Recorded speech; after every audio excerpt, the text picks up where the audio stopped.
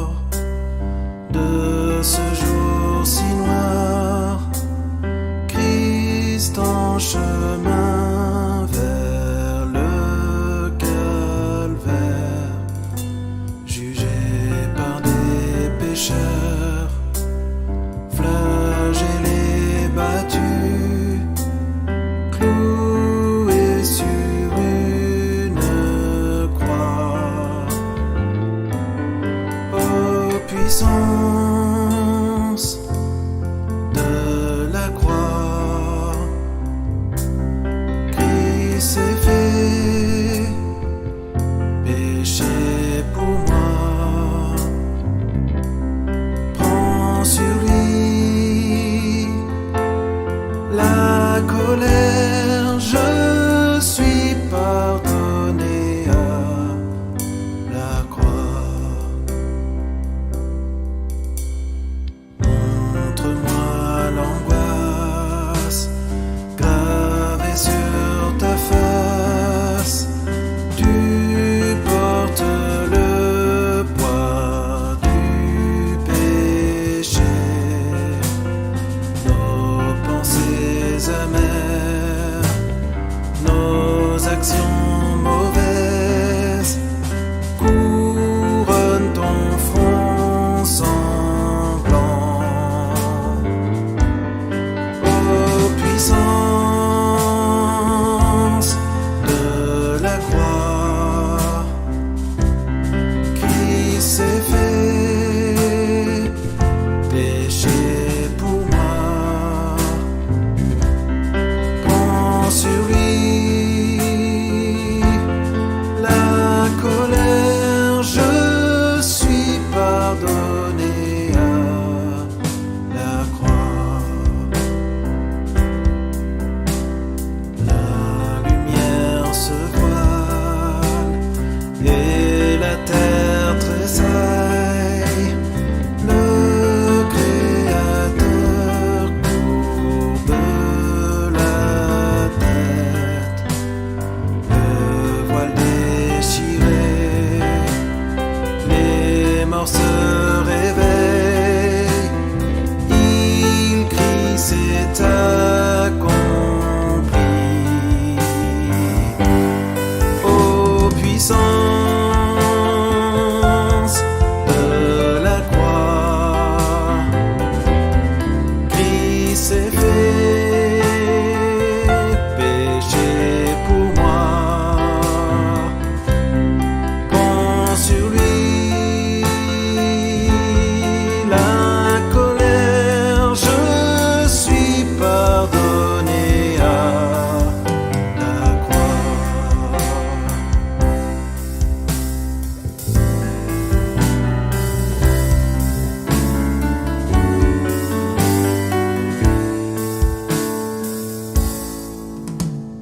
Montre-moi mon nom gravé sur tes mains, transpercé pour me libérer. La mort est vaincue, la vie m'est donnée par ton amour parfait.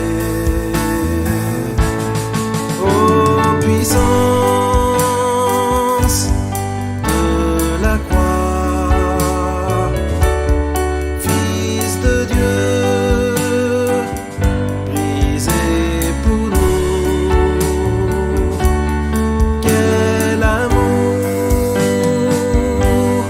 et quel prix, nous sommes pardonnés à la croix.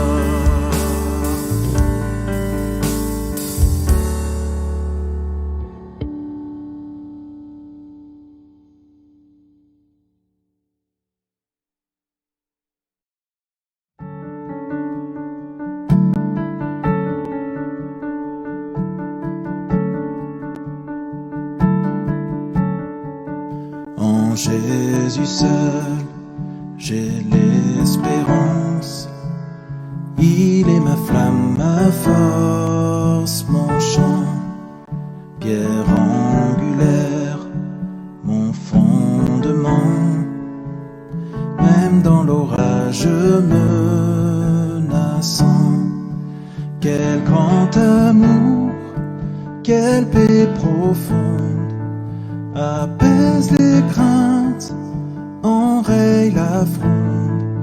Mon réconfort, il est mon tour, dans dans son amour je tiens debout.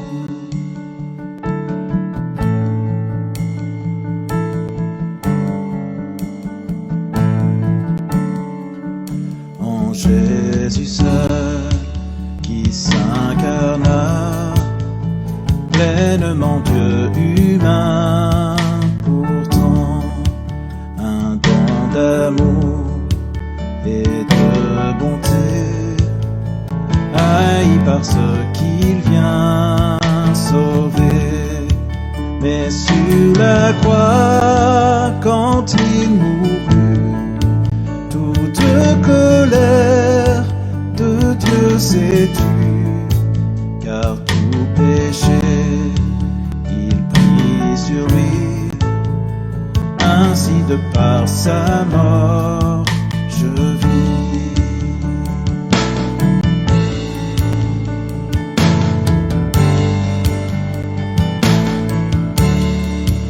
Là dans la tombe où son corps gît, toute clarté fut obscurcie, puis éclatant tout se réveille, car Jésus est ressuscité.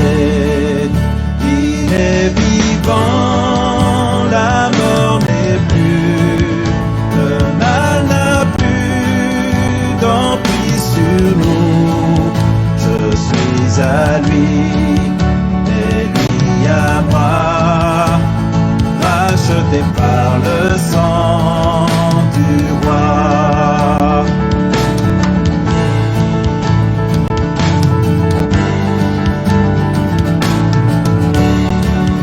Ni accusé, ni condamné, ni son amour m'a transformé.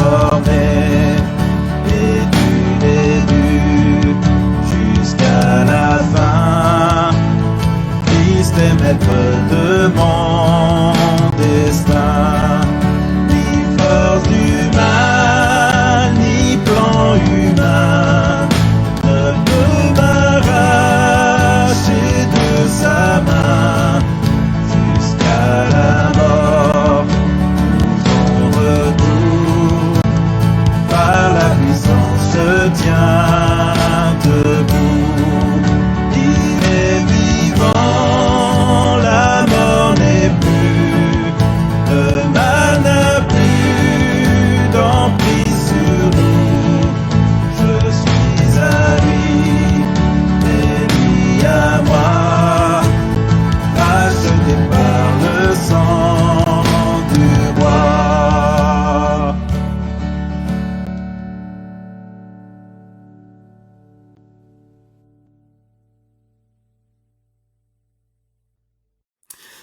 Quelle conclusion est-ce que Paul fait à la suite de ce résumé de l'Évangile? Voici ce qu'il dit au verset 23.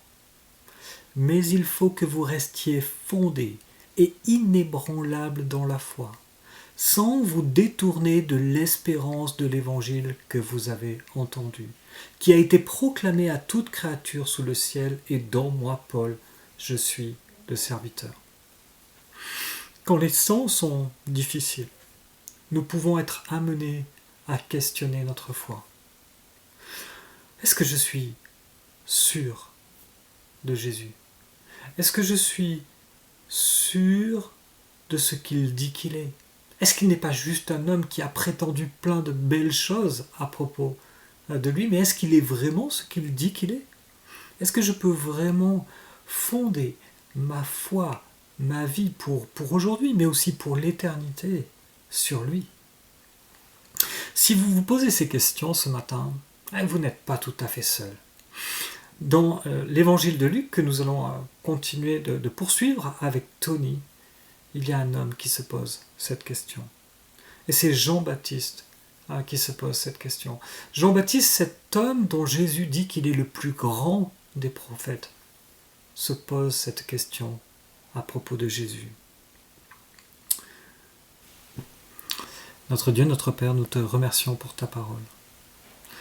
Nous te prions pour que ce matin encore, au travers de ce que va nous dire Tony, ton esprit puisse s'adresser à nous, qu'il puisse toucher nos cœurs, nos intelligences, que nous puissions être transformés dans notre être intérieur, que nous puissions mieux comprendre qui tu es, toi, Jésus, que nous puissions mieux comprendre ton œuvre, ce que tu fais dans nos vies, que notre confiance en toi puisse grandir et que cela puisse transformer en profondeur nos vies. C'est au nom de Jésus-Christ que nous te prions. Amen.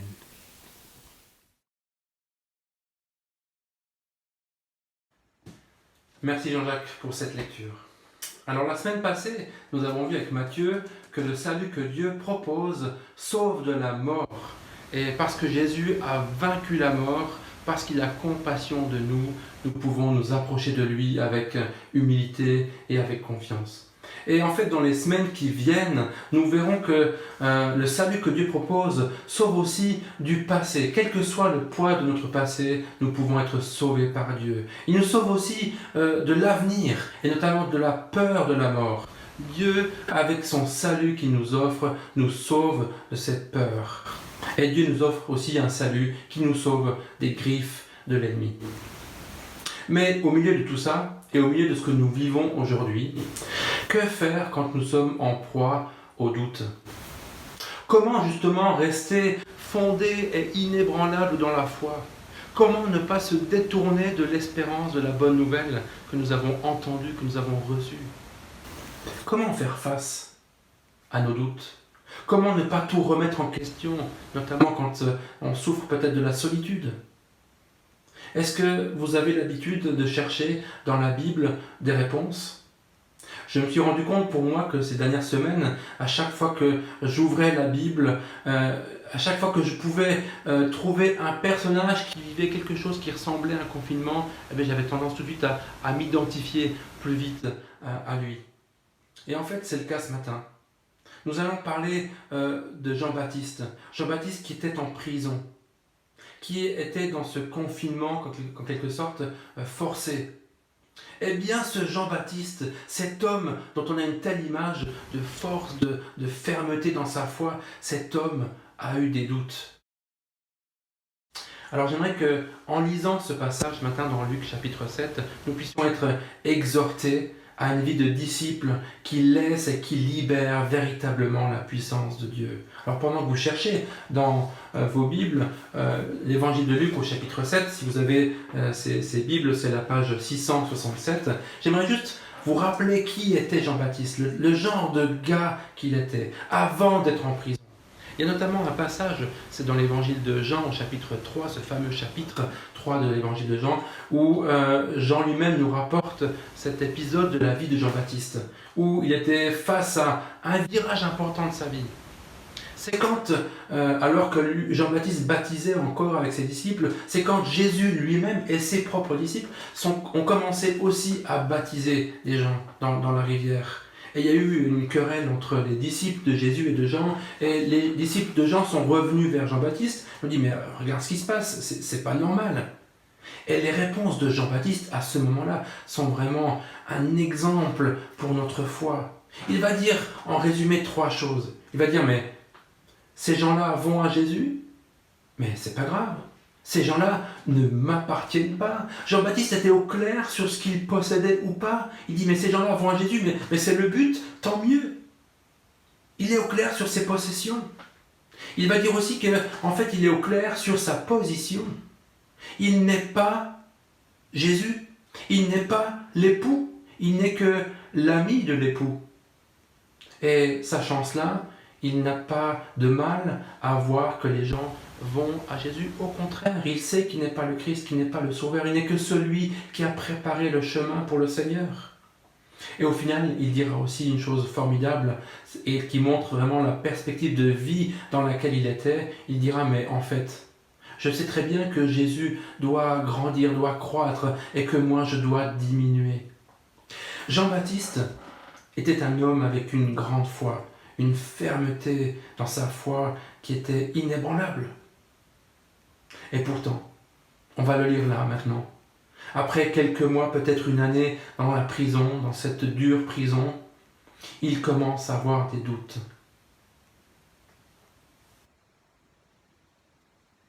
Jean fut informé de tout ce qui se passait avec Jésus par ses disciples. Il en appela 2 qu'il envoya vers Jésus pour lui dire « Es-tu celui qui doit venir ou devons-nous en attendre un autre ?» Arrivés vers Jésus, ils dirent « Jean-Baptiste nous a envoyés vers toi pour te demander « Es-tu celui qui doit venir ou devons-nous en attendre un autre ?» À ce moment-là, Jésus guérit de nombreuses personnes de maladies, d'infirmités et d'esprits mauvais, et il rendit la vue à bien des aveugles. Puis il leur répondit « Allez rapporter à Jean ce que vous avez vu et entendu. Les aveugles voient, les boiteux marchent, les lépreux sont purifiés, les sourds entendent, les morts ressuscitent, la bonne nouvelle est annoncée aux pauvres. Heureux celui pour qui je ne représenterai pas un obstacle. Heureux celui pour qui je ne représenterai pas un obstacle. » Jusqu'ici la lecture de la parole de Dieu. Et on arrête là pour l'instant notre lecture, nous la reprendrons tout à l'heure. On voit bien dans ce passage que Jean-Baptiste n'avait pas des doutes sur sa vie, sur sa mission, mais il avait réellement des doutes sur Jésus. Jésus ne répond pas en fait à ses attentes. Oui, Jésus avait annoncé ce qu'il était venu faire. Il avait annoncé qu'il venait pour proclamer une année de grâce du Seigneur, un temps d'extrême générosité de la part de Dieu. Et le problème, c'est que Jean-Baptiste ne pensait pas que ce temps de grâce allait être aussi long. Jean-Baptiste, lui, a annoncé que quelqu'un baptiserait du Saint-Esprit, mais aussi que ce quelqu'un exercerait un jugement sévère et qu'il séparerait le blé de la paille en brûlant celle-ci. Et là, avec cette question qui est répétée 2 fois, nous voyons que Jésus répond avec des actes, avec des faits. Il accomplit encore là des miracles. Et il dit aux disciples, aux 2 disciples que Jean avait envoyés, il dit voilà, dites à Jean que les aveugles, ce que vous avez vu, ce que vous avez entendu, les aveugles voient, les sourds entendent, les boiteux marchent, les morts ressuscitent, la bonne nouvelle est annoncée aux pauvres. Et en disant tout cela, Jésus est en même temps aussi en train de citer la Bible elle-même, les paroles qui se trouvent dans Ésaïe au chapitre 35, au chapitre 61, des chapitres que Jean-Baptiste connaissait bien. C'est parce qu'il fait, et parce qu'il est aussi en train de réaliser les prophéties à son sujet, que Jésus répond. Il répond aux doutes de Jean-Baptiste. Mais ce qui est surprenant, c'est que quand on va lire justement ce qui était dit dans Ésaïe, on se rend compte que Jésus ne cite que les bénédictions de la venue du Messie, et il ne cite pas justement les parties qui concernent le jugement, qui sont bien dans les textes d'Ésaïe.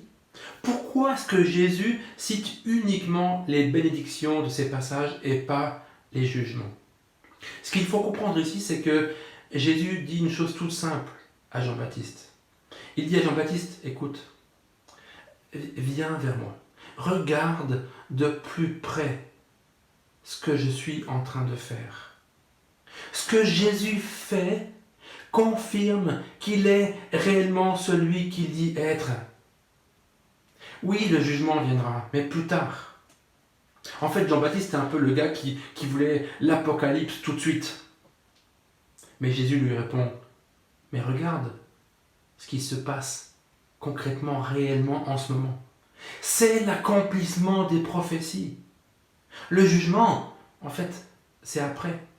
Jean-Baptiste avait une vue complète et globale de ce que le Messie venait faire, et il aspirait, je pense, surtout aussi à cette libération de l'emprise des Romains, et puis à ce jugement pour tous les gens méchants qui refusent de croire en Dieu.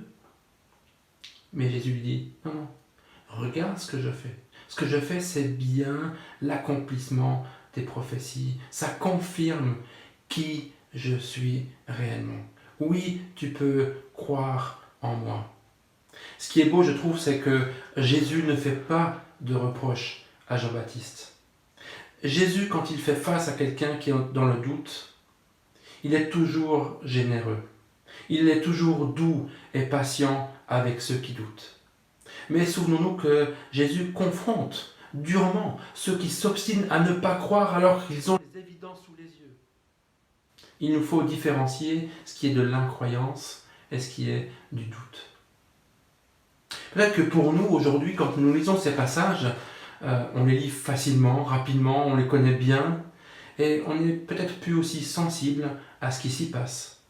On est quelque part un peu trop habitué à lire tous ces miracles. Pourtant, ces miracles ne sont pas si courants. Il y a très peu de miracles aujourd'hui. Il y a eu de tout temps très peu de miracles qui se sont passés.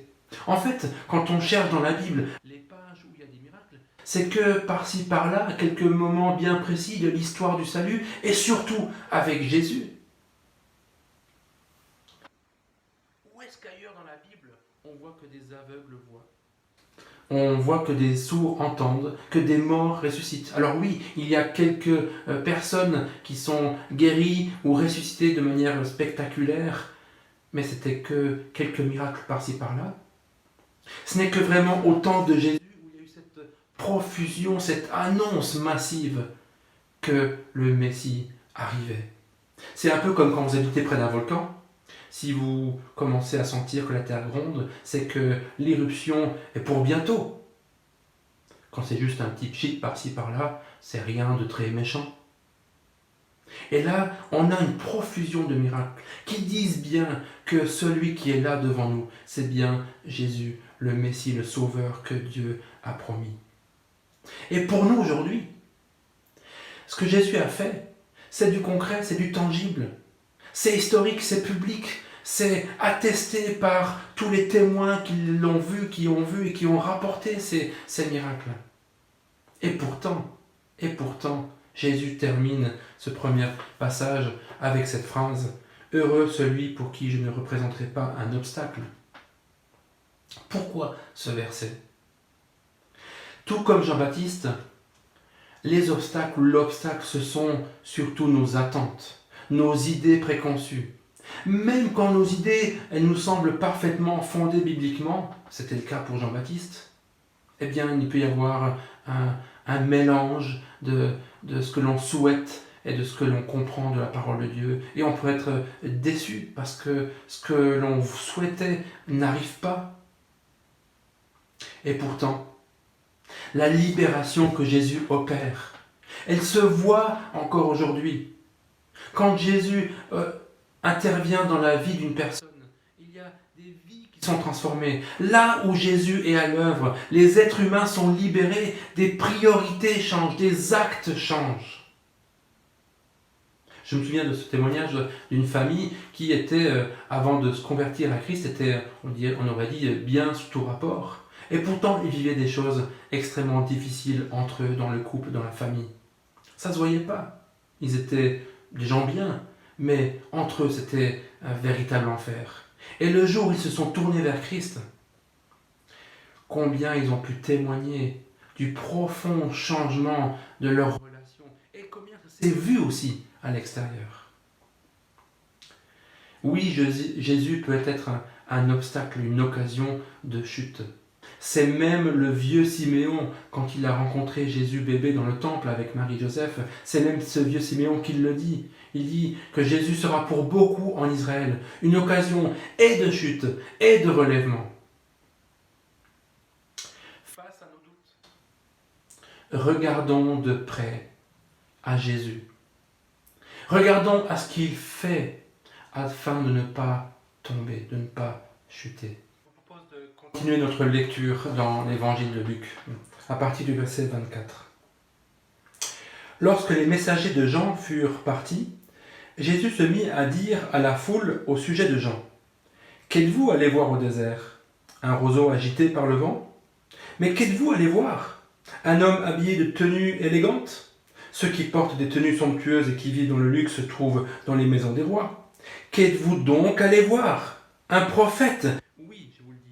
Plus qu'un prophète. C'est celui à propos duquel il est écrit : « Voici, j'envoie mon messager devant toi pour te préparer le chemin. » Je vous le dis, parmi ceux qui sont nés de femmes, aucun n'est plus grand que Jean-Baptiste. Cependant, le plus petit dans le royaume de Dieu est plus grand que lui. J'arrête à nouveau ici la lecture de la parole de Dieu. Face à nos doutes, nous devons voir quelle est notre place. Une fois que les 2 disciples de Jean sont repartis, Jésus se tourne vers la foule et interpelle la foule. « Qu'est-ce que vous êtes allés voir ?» En fait, Jean-Baptiste, c'était vraiment un personnage, mais c'était plus que ça. Il y avait quelque chose d'inexplicable. C'était pas juste de l'humain. Il y avait quelque chose de surnaturel. C'est Dieu qui était derrière tout cela. Jésus dit quelque part à la foule, mais en fait, vous avez été attirés par la parole de Dieu elle-même. Jean, c'est pas comme ce roseau qui plie sous la pression des circonstances hostiles. C'est encore moins un personnage qui est attiré par l'argent ou par la renommée. Jean a pour rôle dans l'histoire du salut d'annoncer la venue du souverain, de fixer l'attention sur le Messie, sur le Sauveur. Et en plus, il accomplit une prophétie du prophète Malachi. Il est celui qui, depuis Abraham, annonce Christ et le désigne de la façon la plus claire, la plus explicite. Et pourtant, vous avez lu, vous avez entendu, Jésus fait cette déclaration que le plus petit dans le royaume de Dieu est plus grand que le plus grand des prophètes. Mais pourquoi ? Il y a quelque chose de peut-être pas simple ou pas facile à comprendre dans ce que Jésus dit là. Les prophètes d'avant Jésus, ils ne voient que de loin, et même quand ils sont tout proches, comme Jean-Baptiste, ce n'est qu'une promesse, rien n'est encore accompli.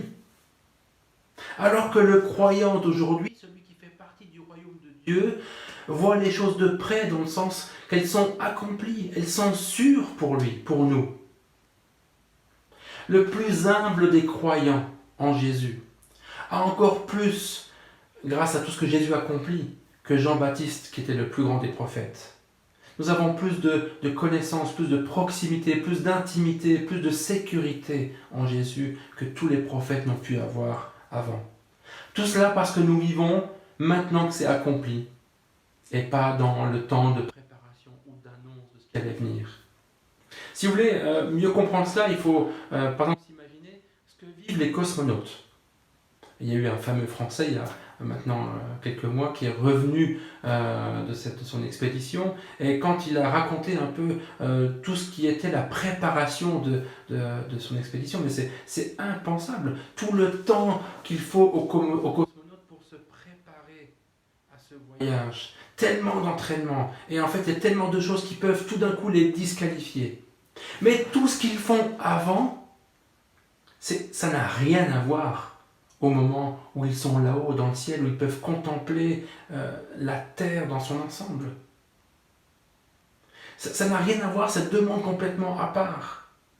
Si pour prendre une autre image, si celle-là ne vous parle pas, imaginez la Coupe du Monde 2018. Vous êtes avant la finale. Décidé avec des amis d'aller à Paris aux Champs-Élysées devant la Tour Eiffel pour pouvoir participer dans cette fan zone avec tous les gens qui sont là pour voir la finale à cet endroit-là. Vous y allez, vous espérez y être de la partie. Et puis vous voyez des panneaux qui vous indiquent, vous partez d'ici, Paris, X km, 350 km, et puis vous arrivez à Dijon, il ne reste plus que 250 km, et puis plus vous approchez, plus vous voyez des panneaux qui indiquent que Paris est de plus en plus proche. Puis vous arrivez au périphérique, mais quand vous êtes même au périphérique, vous ne voyez encore rien du lieu où vous allez être, de cette fan zone avec cet écran géant. Et même quand vous êtes tout proche, c'est peut-être seulement au détour d'une rue où tout d'un coup vous apercevez la Tour Eiffel. Mais jusqu'au moment où vous êtes dedans, tout ce que vous espériez n'était qu'une promesse, n'était qu'un espoir, mais peut-être qu'il y aurait pu arriver plein de choses qui auraient fait que vous n'auriez pas pu être là. Peut-être que vous auriez pu avoir un accident, une panne d'essence, une roue qui crève, je ne sais pas. Mais tout ça n'était que promesse. Par contre, une fois que vous avez participé à l'événement, que vous revenez, vous êtes fiers d'avoir vécu ce moment, d'avoir participé à ce moment de gloire de l'équipe de France, et puis vous racontez à toutes les générations qui suivent, et puis vos petits-enfants pourront dire « Mon papy, il y était. Il était là, à ce moment-là, il l'a vécu, il me l'a raconté. Je peux le raconter à mes enfants. Tout ce qui s'est passé avant, ce n'était qu'en attendant l'accomplissement. Mais tout ce qui se passe après, quel que soit le temps, c'est quelque chose qui s'est passé. C'est quelque chose qui est sûr, qui s'est réellement accompli. C'est ce que Jésus dit là. L'important, c'est d'être dans le royaume. Et quand nous sommes aujourd'hui dans le royaume, on fait partie de ceux qui peuvent s'appuyer sur les promesses accomplies que Jésus a pleinement réalisées. Nous nous appuyons sur des choses qui sont fermes, qui ne sont pas juste en espérance à venir. Non, c'est déjà fait. Qu'est-ce qui fait votre grandeur aujourd'hui? On veut tous savoir que l'on compte, que l'on a de l'importance. Mais qu'est-ce qui fait votre grandeur aujourd'hui? C'est votre CV, c'est votre copine, c'est vos compétences, votre carrière, vos responsabilités, votre service dans l'Église.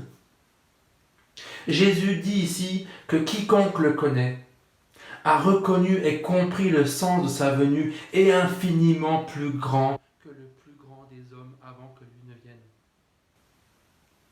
Que personne parmi nous ne pense que parce qu'il est au chômage, parce qu'il est malade, parce qu'il est handicapé, parce qu'il est célibataire, qu'il est âgé, ne pensez pas que vous ne valez pas grand-chose ou que vous avez moins de valeur. C'est d'être dans le royaume de Dieu, de faire partie de son peuple, de sa famille, qui fait notre grandeur. Et nous sommes appelés, tout comme les prophètes qui, avant Jésus, étaient comme des panneaux, des poteaux indicateurs qui indiquaient le Sauveur qui allait venir. Nous sommes aussi appelés, nous aujourd'hui, de la même manière que les prophètes, à montrer le chemin vers celui qui est venu, qui a accompli le plan de Dieu pour l'humanité. Tout ça s'est déjà passé.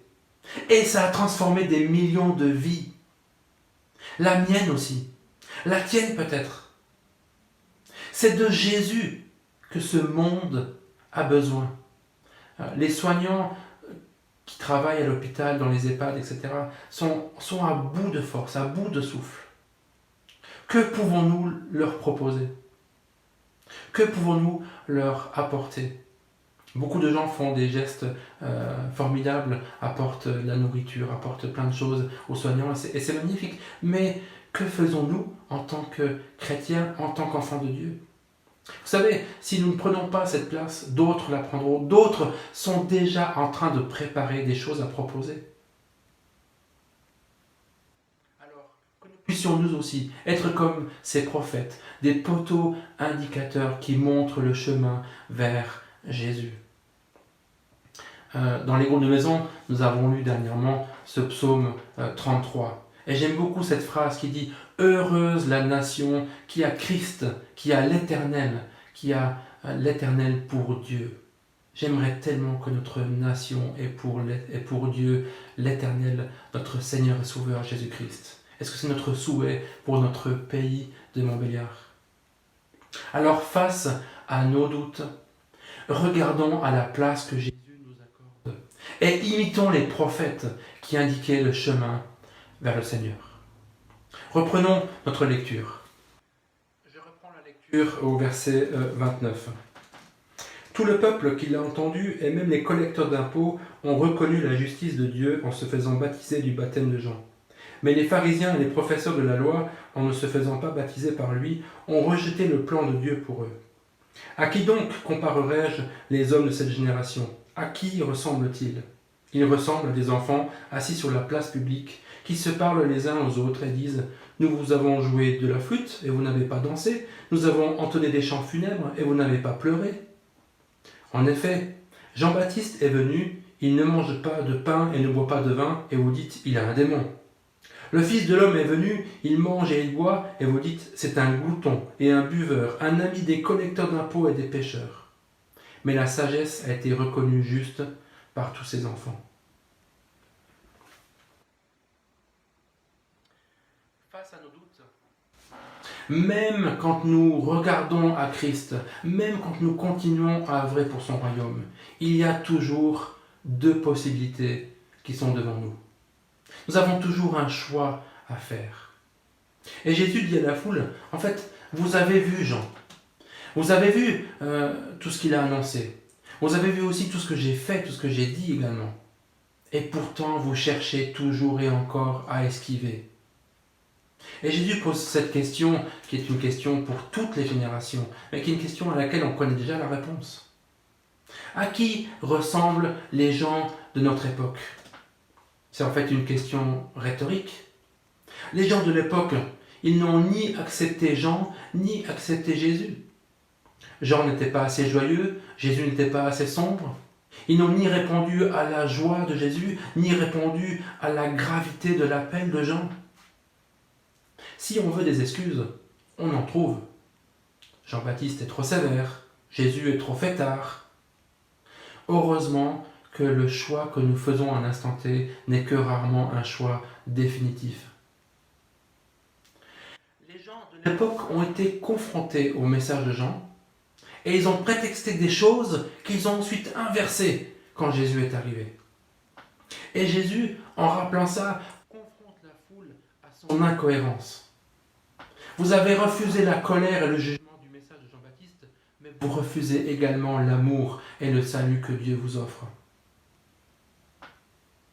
Mais quand je regarde à notre époque, il me semble qu'on est un peu dans la même situation, non? Notre génération, les gens de notre temps, ont toujours aussi de fausses excuses.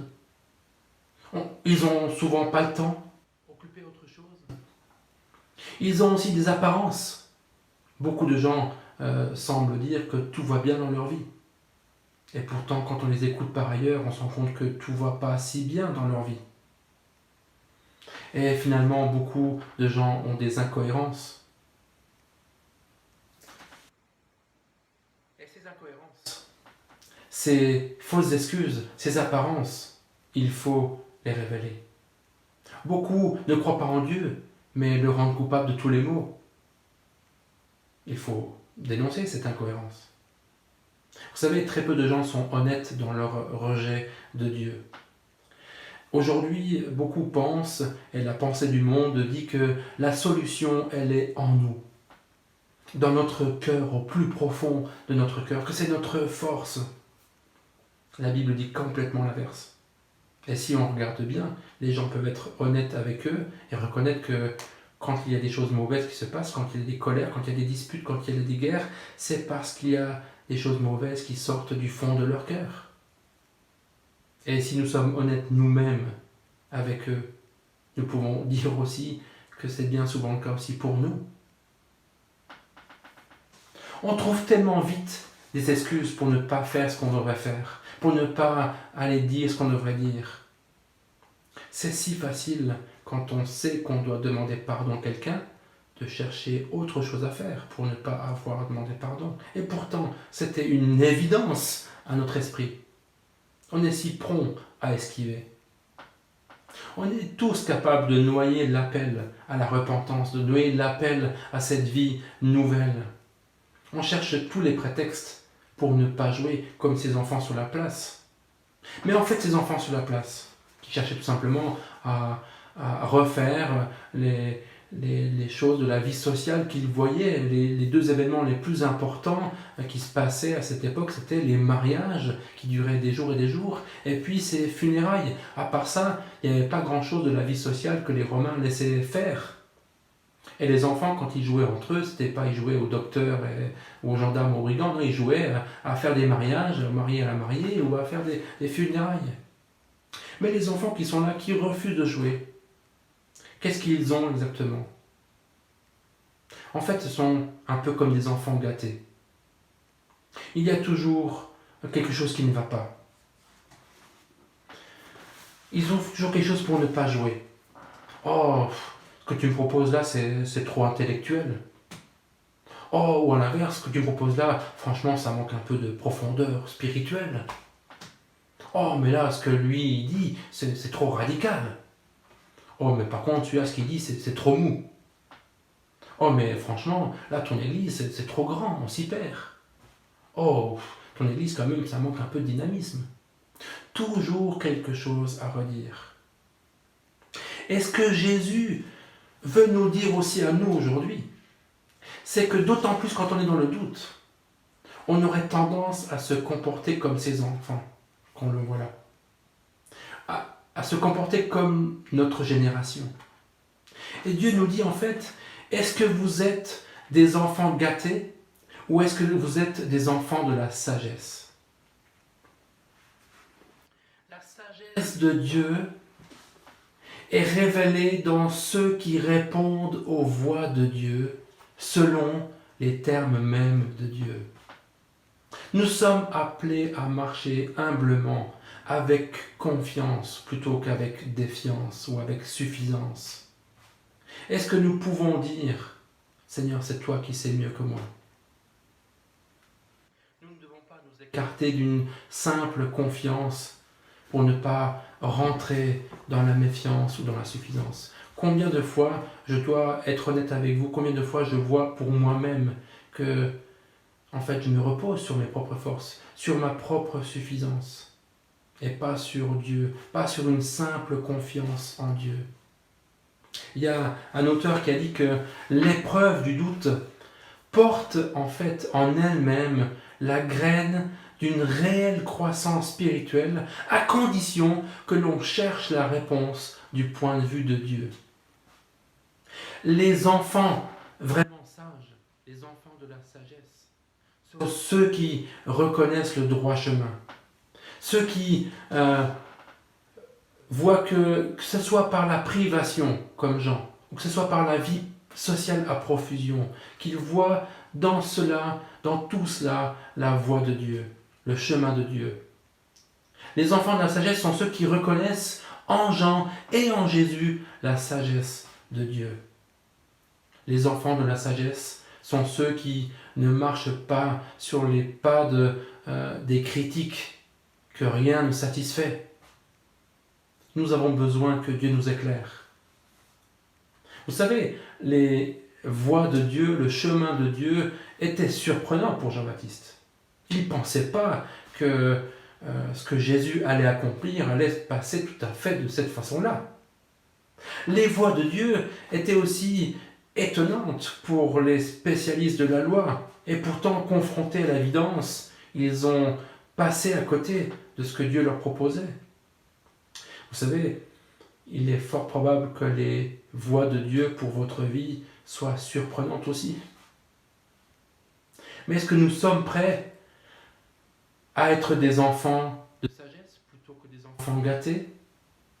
Est-ce que nous sommes prêts à refuser la suffisance de notre propre force pour embrasser la confiance, une simple confiance en Dieu? Sommes-nous prêts à accepter notre incapacité à ne pas maîtriser notre présent? Je ne parle même pas de l'avenir, mais déjà pour le présent. Est-ce qu'on est prêt à accepter notre incapacité à maîtriser notre présent? Sommes-nous prêts à grandir dans cette simple confiance des enfants de la sagesse? Est-ce qu'on est prêt à pouvoir dire à notre Seigneur, à chaque jour, suffit sa peine? La croissance spirituelle se vit aussi dans l'épreuve. Et vous savez, les promesses sont énormes. Quand on relit ce passage, quelles sont les promesses que Dieu nous fait, nous donne? Il nous dit, heureux, heureux celui pour qui je ne suis pas un obstacle. Il y a une promesse de bonheur. Il y a aussi une promesse, on l'a vu tout à l'heure, de grandeur. Celui qui appartient au Seigneur, qui accomplit le rôle que Dieu a pour lui, si petit soit-il, est d'une importance, d'une grandeur aux yeux de Dieu qui est immense, qui est même plus grande que celle de Jean-Baptiste. Alors, même avec nos doutes, ou face à nos doutes, regardons attentivement à Jésus afin de ne pas tomber. Face à nos doutes, regardons à la place et à la mission que Jésus nous confie, nous accorde. Soyons empreints du même amour pour le monde et pour ceux qui nous entourent que Dieu lui-même a. Face à nos doutes, faisons le choix de la confiance pour ne pas succomber à notre suffisance. Que Dieu nous garde, nous protège. J'aimerais prier pour conclure. Seigneur, merci pour ta parole qui est si précieuse, si bénéfique pour nos vies. Seigneur, merci pour ce temps aussi où on peut, parce qu'on est pour beaucoup confinés, prendre plus de temps pour être avec toi.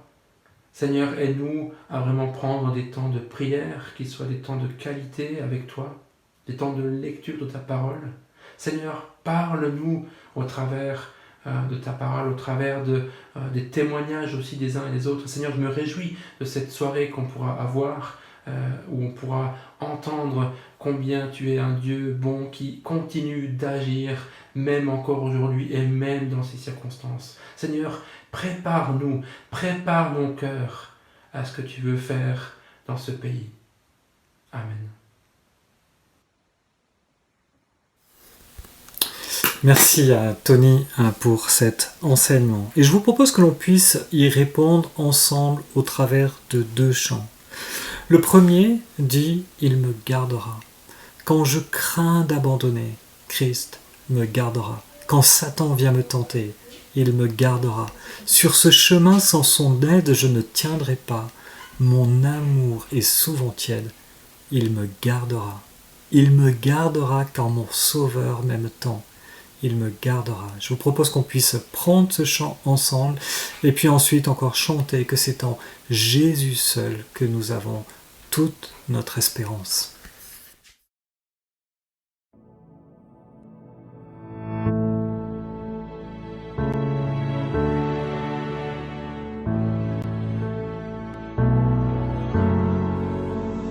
Quand je crains d'abandonner, Christ me gardera.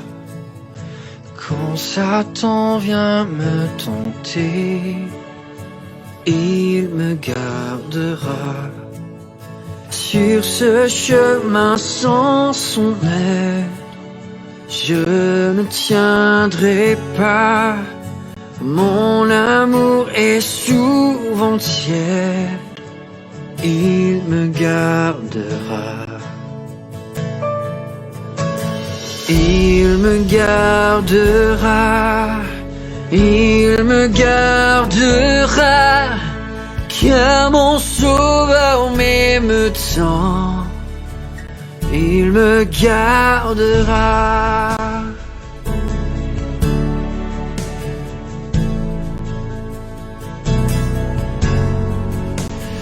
Les rachetés font sa joie, Christ me gardera.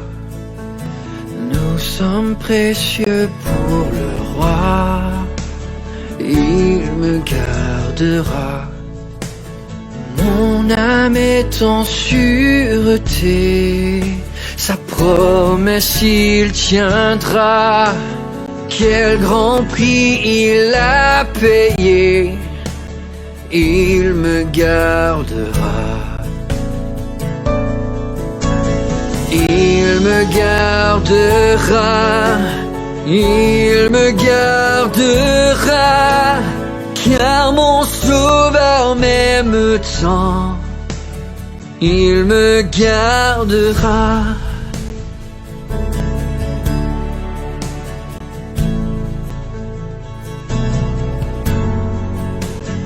Il a souffert pour ma vie, Christ me gardera.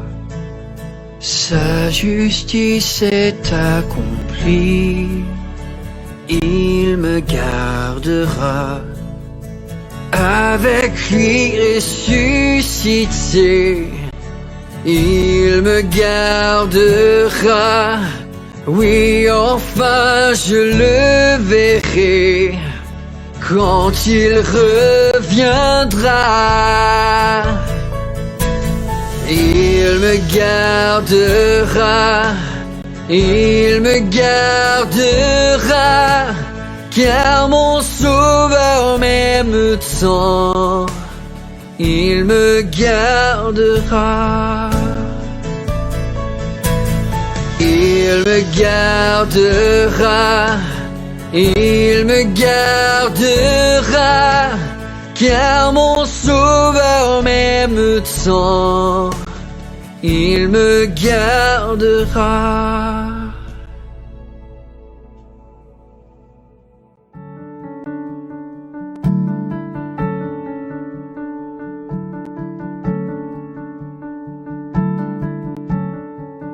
En Jésus seul, j'ai l'espérance. Il est ma flamme, ma force, mon chant, pierre angulaire, mon fondement. Même dans l'orage menaçant, quel grand amour, quelle paix profonde, apaise les craintes, enraye la fronde. Mon réconfort, il est mon tout. Dans son amour, je tiens debout.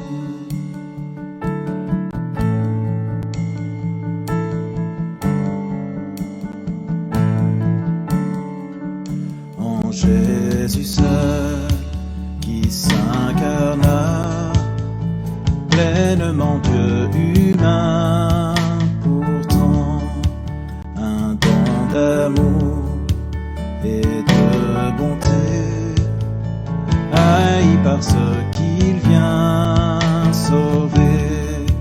Mais sur la croix, quand il mourut, toute colère de Dieu s'est tue, car tout péché il prit sur lui. Ainsi de par sa mort je vis.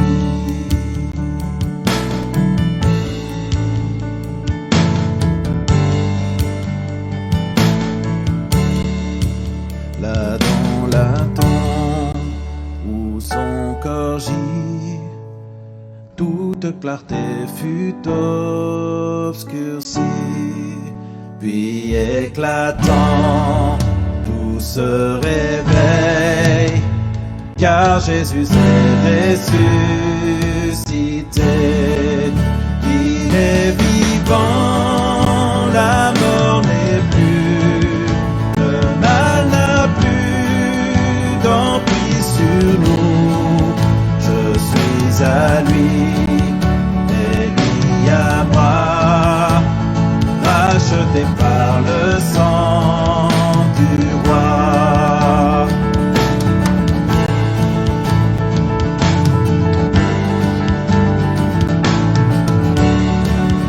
Ni accusé, ni condamné, ni son amour m'a transformé. Et du début jusqu'à la fin, Christ est maître de mon destin. Ni force du mal, ni plan humain ne peut m'arracher de sa main. Jusqu'à la mort, ou son retour, par la puissance je tiens debout. Il est vivant, la mort n'est plus, le mal n'a plus d'emprise sur nous. Je suis à lui, et lui à moi, racheté par le sang du roi.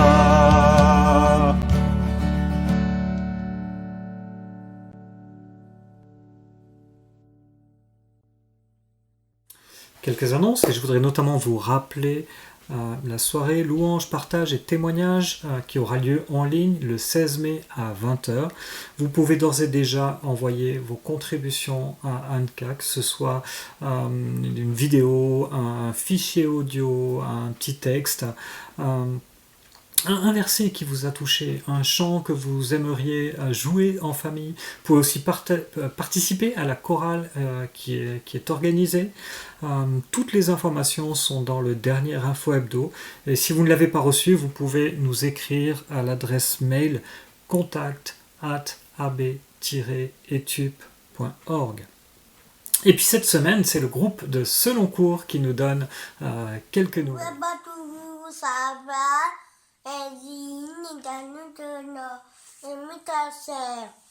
Ici c'est super, on s'éclate. Salut les copains. Salut Et voilà, on est tous en forme chez les Rousset. Allez, place aux autres membres du groupe de Maison de Selon Cours. Très bon dimanche. À bientôt, ciao. Ciao. Coucou Tout le monde. Ça y est. C'est parti, Evelyne. C'est à toi. Oui, eh bien bonjour les amis, c'est Evelyne. Voilà, je vais bien et je tiens à dire ce soir un grand merci à tous ceux qui ont prié pour moi, ont pensé à moi et pour tous les messages que j'ai reçus et qui m'ont fait un bien immense.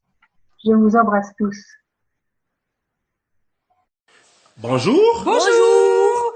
Bonjour de la famille Massingo, on est très heureux de pouvoir partager ce moment avec vous. Voilà, Dieu est bon, on a pu déménager de notre tout petit appartement pour une maison avec un jardin, donc c'est super pour nous. On est tous en bonne santé, mais surtout on a hâte de tous vous retrouver. Voilà, on vous fait de gros bisous et vraiment la famille manque.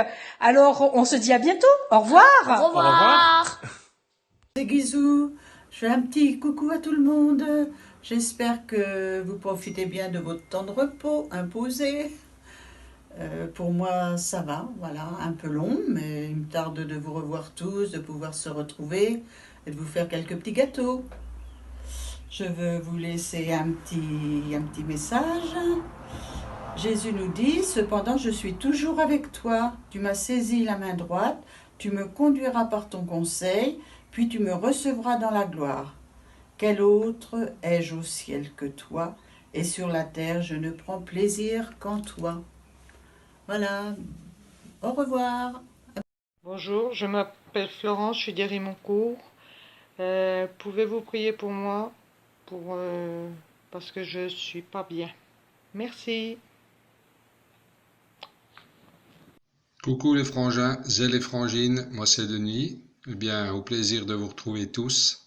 Et n'oubliez pas, sortez masqués, portez-vous bien. Hello les amis avec un grand Z. Quelques nouvelles de Marie-Pierre et Raoul de Valentinier.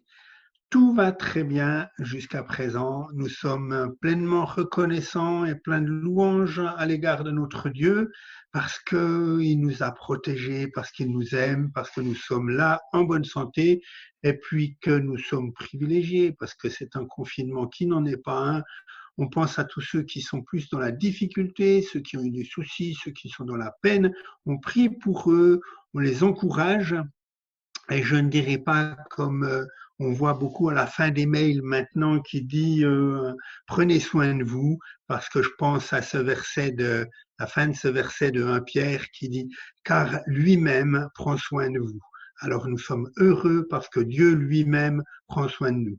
On vous embrasse, masqué. Eh bien, moi, alors, je vous envoie aussi un bonjour confiné, en attendant qu'on puisse se revoir à l'église. Alors, peut-être au mois de juin ou avant, mais à bientôt. Bye bye. Salut tout le monde.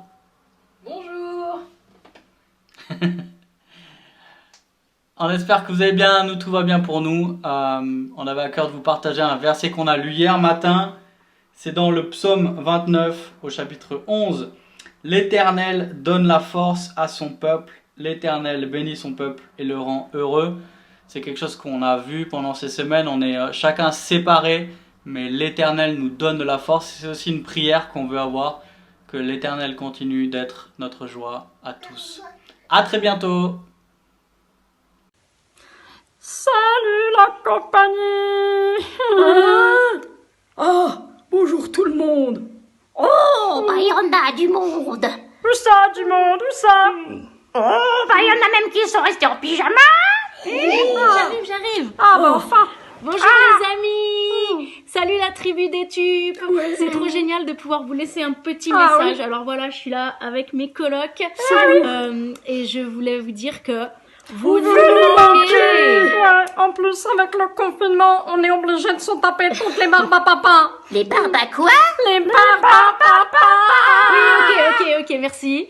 Moi, je tiens à ce que vous sachiez que je vous garde dans mon cœur. Ah Vous êtes oui. dans mes prières et j'ai vraiment hâte de vous revoir. C'est vrai. Je vous embrasse tous. Ouais, enfin, surtout la jeunesse, les enfants, tout Bien ça. sûr, une dédicace spéciale aux jeunes, la JAB Ouais. Junior. Et alors, les personnes âgées, faudrait pas les oublier non plus. Hein. Oui, une pensée toute particulière pour ceux qui sont tout seuls.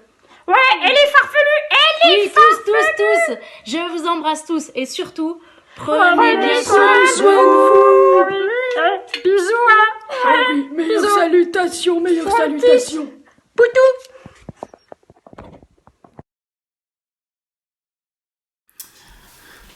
Il ne me reste plus qu'à vous souhaiter une bonne semaine, que Dieu puisse vous accompagner. Et je voudrais lire avec vous ce verset que nous trouvons dans le livre des Nombres au chapitre 6 et au verset 24.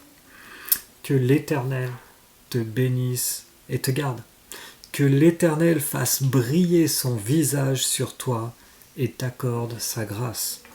Que l'Éternel se tourne vers toi et te donne sa paix. Et c'est ce que nous voulons vraiment pour cette semaine. Que Dieu et son évangile soient au cœur de la paix que nous pouvons vivre et faire vivre à ceux qui nous entourent. Bonne semaine à chacun d'entre vous.